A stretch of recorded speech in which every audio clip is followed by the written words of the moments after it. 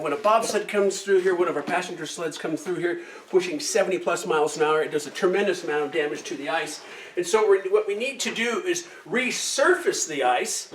And what we're going to use today is we use a slush or a snow in a water compound to make a heavy slush, and by hand I will fill some of these imperfections in the ice. We're just taking a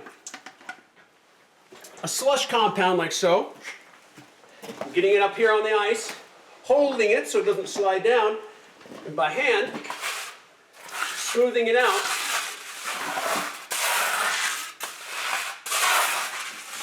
And taking the imperfections that we can see here and smoothing it out here. Now it's going to be time to take this barrel scraper. Now we call it a barrel scraper because the angle of the side bar stock steel here, the angle of the steel allows it to come down deep into the corner.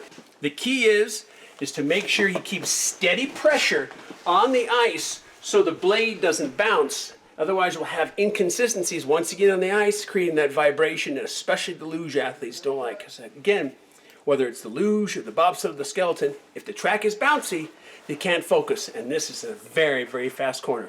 So we always start with the barrel scraper first. Then our teammate Carter Graves will come in here. He's got to keep steady pressure on the blade, and then he finishes where Brent started. It would take us about an hour and a half to scrape the entire curve. This curve here is curve 11. It's the second longest on the track, the longest being curve 14.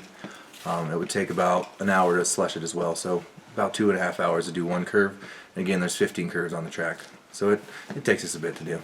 Every time the sled goes down, it ruts it up. It's kind of like making your bed in the morning. It's going to get messed, but you got to do it either way. The next step is we'd add a fine layer of water to it, a fine mist of water to get that sheen, as if a Zamboni had come through this corner here. You want a nice even path from the top all the way to the bottom.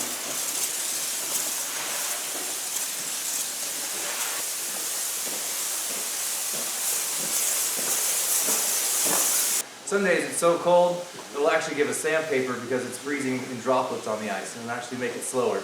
We'll do 2 passes, so he'll go down. When he gets to the end, he'll unhook.